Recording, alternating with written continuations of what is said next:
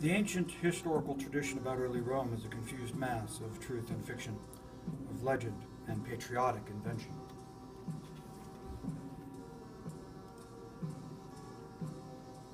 According to the standard tale of Rome's beginning, it all started with the Trojan hero Aeneas, who escaped the fall of Troy and after many years of wandering landed in Latium.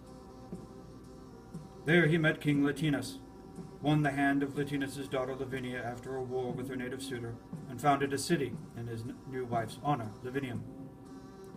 Aeneas' son Ascanius subsequently founded the great city Alba Longa. The 12th Alban king Numitor had a daughter, Rhea Silvia, who became pregnant by the god Mars and bore two sons, Romulus and Remus, who were set adrift on the Tiber and washed up on shore near the site of Rome. There a she-wolf found them and suckled them. They were discovered by a shepherd, Faustulus, who raised them. Subsequently, they each found a settlement near the site of their miraculous rescue. But Romulus soon killed Remus in an argument.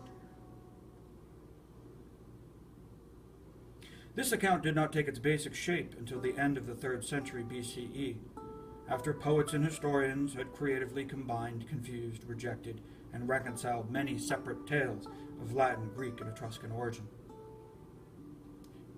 The story that Romulus and Remus came from Alba Longa and founded Rome is part of the earliest Latin tradition.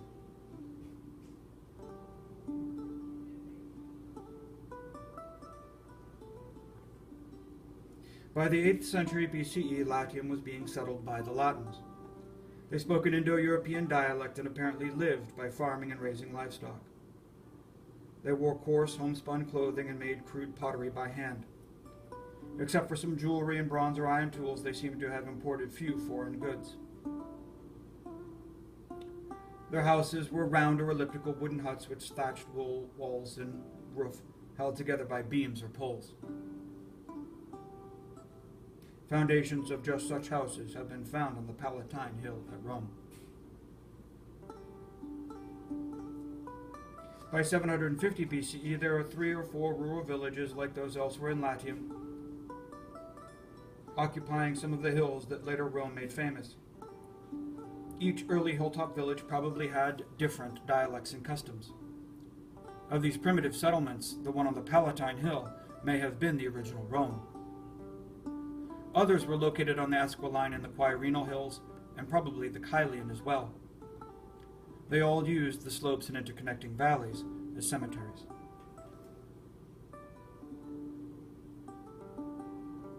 The growth of separate villages into a significant town during the 7th century BCE can be traced in the archaeological record and in some of the religious practices that survived into historical times. Archaeology shows an increase of standardized, professionally crafted products, which suggest greater commercial interaction and greater overall level of wealth.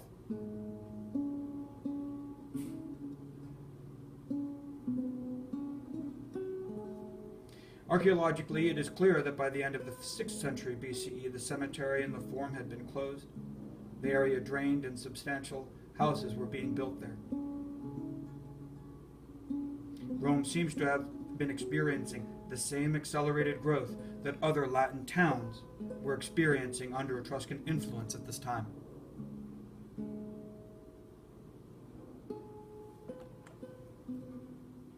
The first Etruscan settlers in Latium were probably not military adventurers, but enterprising merchants who were interested in Latium mainly because roads ran through it to the rich markets of Campania. The communities first to be Etruscanized lay along 2 main routes between Etruria and Campania. The Etruscans turned the Iron Age hilltop villages of the Latins into oppida, walled towns or cities with fortified citadels. They taught the Latins to build timber frame houses. They built temples and decorated them in the Etruscan style, made religion an organized institution, and founded regular city-states, poli. Thus, by 600 BCE, the institutions, industries, and fine arts of Etruria were transplanted to Latium. There soon developed in Latium the class distinctions of Etruria. The Etruscan merchants and warlords, and perhaps some well-to-do Latin families, constituted an aristocracy of wealth that dominated the economic and social life of many Latin cities. Profit from trade or piracy not only enabled them to acquire large estates at the expense of small but formerly independent farmers, who were compelled to remain on the land as slaves, tenants, or serfs, but it also allowed this new aristocracy to live in princely splendor and adorn themselves and their homes with articles imported from Etruria, Greece, Egypt, and even the Baltic.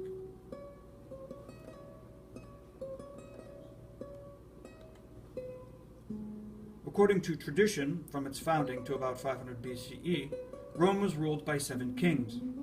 The first 4 were Latin and Sabine: Romulus, Numa Pompilius, Tullus Hostilius, and Ancus Marcius. The last 3 kings were Etruscan: Tarquinius Priscus, Servius Tullius, and Tarquinius Superbus. Therefore, the period from about 750 to 500 BCE is often called the monarchy, or regal period. The king was the living symbol of the unity, power, and authority of the early Roman state. The king commanded the army, administered justice, as well as the priesthood. As chief of state and supreme commander of the army, he had the power to make peace and war, direct foreign affairs, and conclude treaties with other states, to enforce military discipline, draft citizens into the army, and levy taxes in time of war. The king had both law-making and law enforcement powers and issued edicts deemed necessary for the security and government of the state. The king's most important functions were religious, for religion was the foundation of royal power, and with it was entwined the destiny of the state. As supreme head of the state religion, the king's person was inviolable and sacrosanct.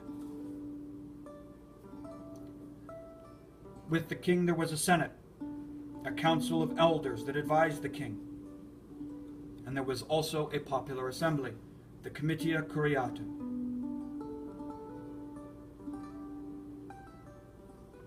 This assembly met only on the summons by the king to transact business put before them by the king. And during the monarchy, its role was essentially passive and primarily based upon military organization.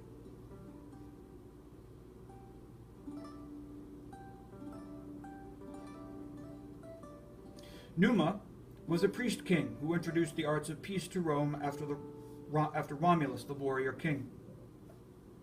Numa played a crucial role in the process of uniting several small villages into a single state and earned a permanent place in the folk traditions of the Romans. Tullus Hostilius led a counterattack against Alba Longa in the mid-7th century and destroyed it. This is supported from the archaeological evidence that Alba Longa ceased to exist after 650 BCE. And while Ancus Marcius is credited with building the Pons Suplicius, the bridge across the Tiber, and founding the city of Ostia at the mouth of the Tiber, there is no archaeological evidence. However, it was at this time that Rome was taking an active interest in the salt pans at the Tiber's mouth. So there is perhaps some genuine truth that the Pons Suplicius was built during the time of Ancus Marcius' reign.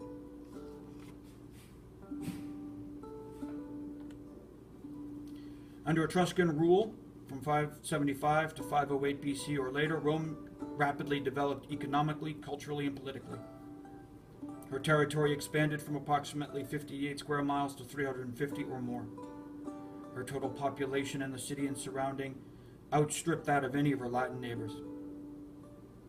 The city itself was laid out as the Roma Quadrata, Rome of the 4 regions, ascribed to Servius Tullius. The Etruscan kings themselves probably did much to promote the economic development of Rome. Their building projects not only served to beautify the city, but created a reservoir of skilled labor. Under the Etruscan kings, the simple monarchy of the past became a powerful institution. It was dignified by an elaborate state ceremony and arrayed with awe-inspiring symbols of kingly power, that became permanent parts of Roman public life forever after. Lictors armed with fasces, rods bound around a double-bitted axe, the ivory eagle-headed scepter and golden wreath, and the purple embroidered toga. The Etruscan kings used their powerful positions to reform Roman military practices and thereby turn Rome into the most powerful state in Latium.